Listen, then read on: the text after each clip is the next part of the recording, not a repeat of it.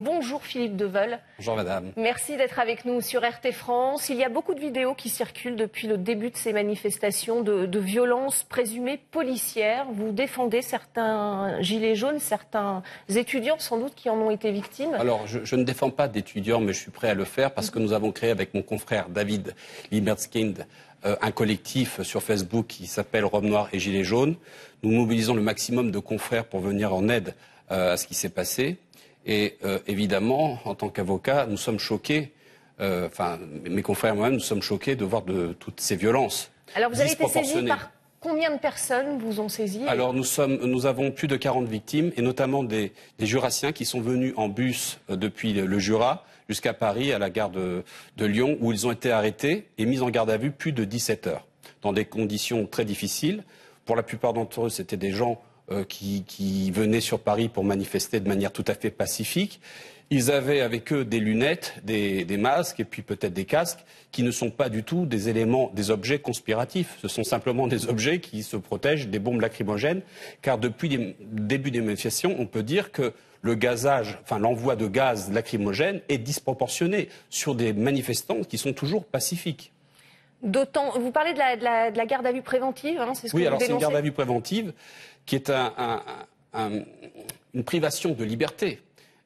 Privation de liberté pour empêcher les gens d'aller manifester. Est-ce que c'est légal, la garde à vue préventive? Alors, non, c'est pas légal, puisqu'en fin de compte, c'est une entrave à la liberté d'aller et de venir, d'abord, avant d'entraîner la liberté d'aller manifester. Donc ces gens-là ont été bloqués, si vous voulez, avec une privation de liberté, confiscation de téléphones portables qui n'ont toujours pas été rendus, et, si vous voulez, dans des conditions très difficiles. Il y a même une jeune qui n'avait pas pu avoir accès à ces médicaments. Ça aurait pu être très grave. Elle a demandé la venue d'un médecin qu'elle attend toujours. Bon, elle est sortie, rien ne s'est passé, mais c'est quand même dans des conditions quand même très difficiles. On parle de violences policières là lors des interpellations qui ont eu lieu samedi dernier pour éviter, soi-disant, que des casseurs n'aillent sur cette manifestation. Y a-t-il aussi parmi vos clients des personnes qui ont été victimes de violences policières pendant les manifestations? Alors pour le moment, nous n'avons pas de violences policières strictement dites. Mais en revanche, je suis témoin, comme tout le monde, des violences qui se sont vues sur des films où nous voyons des jeunes filles tirées, traînées par les cheveux, traitées comme du bétail. Il faut quand même raison garder. On a vu des retraités gazés, matraqués, alors qu'ils étaient pacifiques. Je vous dis, et j'ai été témoin de ça, j'ai vu des casseurs provenant des banlieues piller dans le quartier de l'avenue de l'Étoile, avenue de la Grande Armée. Les CRS étaient à 100 mètres. Ils ne sont pas intervenus. Je me pose quand même des questions. Je crois qu'il y a une volonté de discréditer le mouvement des Gilets jaunes pour les faire passer pour des sauvages, alors qu'on laisse faire, si vous voulez, les casseurs.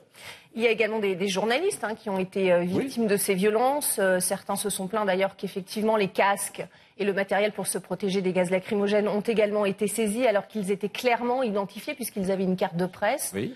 Ça fait partie aussi des violences policières? Écoutez, j'aimerais vous dire, hier j'ai regardé comme plusieurs millions de Français l'intervention du chef de l'État. Il a évidemment dénoncé les violences et les CRS et les gendarmes qui ont été blessés, mais pas un mot pour les victimes des Gilets jaunes. Je rappelle au président de la République qu'il est le président de tous les Français et pas seulement que des forces de police sur lesquelles il compte pour le défendre. Il faut, je pense, avoir de l'humanité dans cette affaire parce que la colère des gens, si vous voulez, ça vient d'une crise profonde de malaise social et aussi d'une grande envie de démocratie et de liberté. Alors il y a aussi l'exaspération des forces de l'ordre qui sont exténuées. On a eu plusieurs témoignages en ce sens, en tout cas, parce qu'ils ont beaucoup de missions, ils sont beaucoup sollicités ces derniers temps sur les manifestations. Est-ce qu'on peut mettre aussi cette colère, en tout cas ces dérapages, sur le compte de l'exaspération de ce côté-là aussi? Je reconnais la fatigue des forces de l'ordre, mais j'aimerais dire aux forces de l'ordre, arrêtez de tirer à tir tendu avec les flashballs. Combien même on considère que ce sont des outils non létaux, qu'on peut ne pas tuer avec, on peut tuer. Le tir tendu qui est illégal. Le tir tendu qui est illégal, et surtout sur le visage et au niveau du cœur. Et là, j'ai pu observer des tirs tendus sur des gens qui étaient tout à fait pacifiques. Il faut arrêter ces méthodes. Ainsi que les grenades qui détiennent du TNT, qui sont condamnées par la Convention de Genève.